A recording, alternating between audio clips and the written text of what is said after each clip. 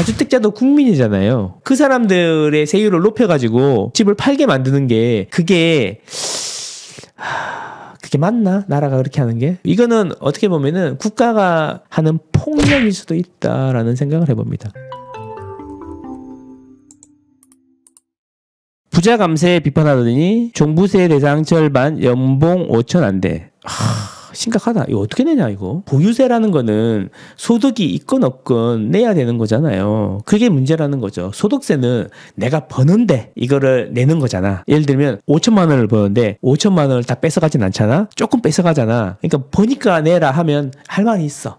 근데 보유세는 소득이랑 관계없이 뭔가를 보유하고 있으면 내야 되는 거야. 그래서 요거는 뭐냐면 세율이 낮아. 왜냐하면 이것 때문에 이 갖고 있는 자산을 팔 수가 없잖아요. 내가 강남에 살고 옛날부터 30년 넘게 살고 애들 다 키우고 살았는데 한 40년 전에 2천만 원에 분양받고 잘 살았는데 소득이 없어졌어. 근데 보유세를 내야 되기 때문에 집을 팔아야 돼. 그거는 어쩌면 국민의 행복 추구권이나 주거 이전의 자유를 침해하는 거기 때문에 보유세는 세율이 낮아요. 세율이 낮아. 그런데 종부세라는 것도 보유세의 일종이라는 거죠. 채산세를 내는데 종부세를 또 왜 내는지는 잘 모르겠지만 어쨌든 보유세의 성격이 강하다는 거죠. 그러니까 이게 지속 가능하려면 낼 수 있어야 된다는 거죠. 세율이 과하면 안 된다는 거죠. 과잉 금지의 원칙 이런 거가 있다는 거죠. 그런데 이게 1% 부자들을 위한 세금이라고 해서 시작을 했는데 지금은 이런 분들도 세금을 낸다는 거죠. 그래서 계속 1주택 고령자에 대한 감면 이런 이야기가 나오는 거예요. 그리고 여기 보면은 연 2천만 원 버는데 종부세 납부 이런 1주택자 30% 넘는다.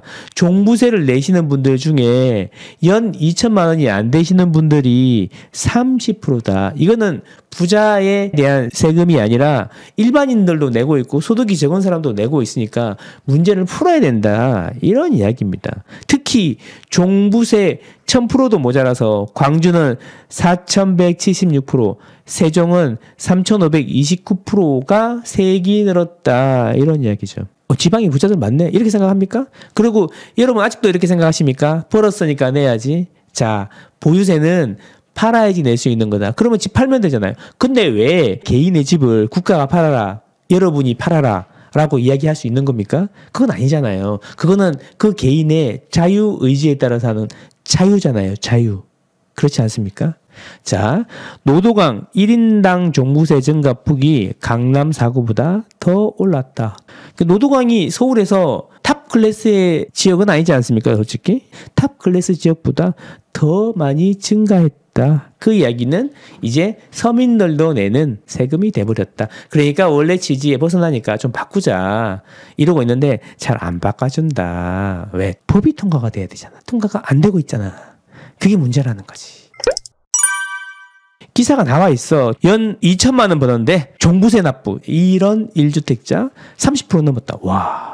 상위 1%를 겨냥한 세금. 더는 종합부동산세에 어울리는 수식어가 아니다. 왜냐하면 올해 종부세를 내는 1세대 1주택 중 절반 이상이 연소득 5천만 원 이하였다. 최저임금도 안 되는 2천만 원을 벌면서 종부세를 납부해야 되는 1주택자도 30%를 넘는 비중을 차지했다. 과연 상위 1% 부자를 겨냥한 세금이 맞느냐. 자, 기획재정부는 올해 이런 내용의 소득구간별 종부세 고지 현황 자료를 공개했는데요.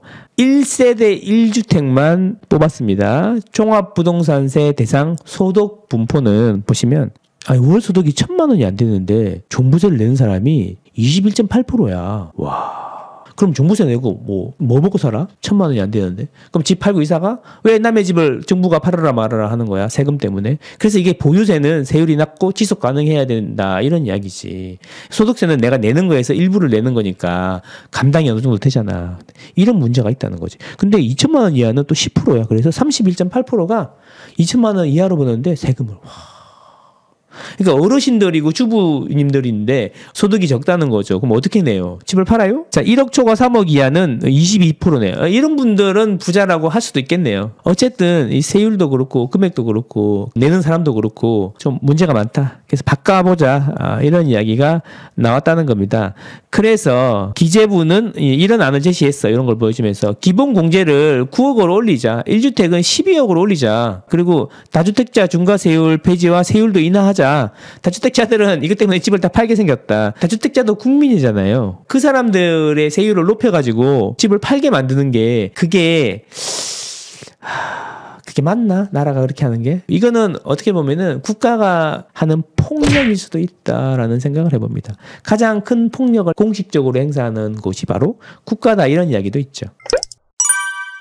세부담 상한은 뭐냐면 지난번에 냈던 세금의 종부세가 1,000만 원인데 이번에 다시 계산해 보니까 3,000만 원이야. 그러면 이제 너무 올라가니까 부담이 되고 감세 능력을 초과할 수 있잖아요. 그래서 세부담 상한선을 150% 하자 일괄적으로. 그 이야기는 뭐냐면 지난 종부세가 이제 1,000만 원이 나왔으면 이번에는 1,500 이상 안 내게 하자 이런 이야기죠. 어쨌든 정부안이 국회를 통과하면 종부세 과세 인원이 올해 122만 명에서 66만 명 반으로 주네요. 그래서 기재부는 종부세 개정안 처리를 국회에 요구하고 있지만 야당인 더불어민주당은 요지부동이다. 국회 가반 의석을 차지하고 있는 민주당 반대가 계속된다면 내년에도 종부세 폭탄은 이어질 수밖에 없다.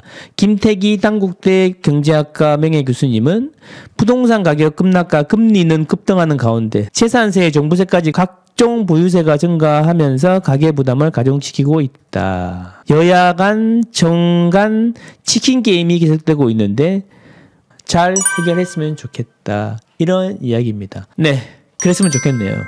자, 오늘은 여기까지 하겠습니다. 망고쌤은 항상 여러분과 여러분 가족의 행복을 응원합니다. 안녕.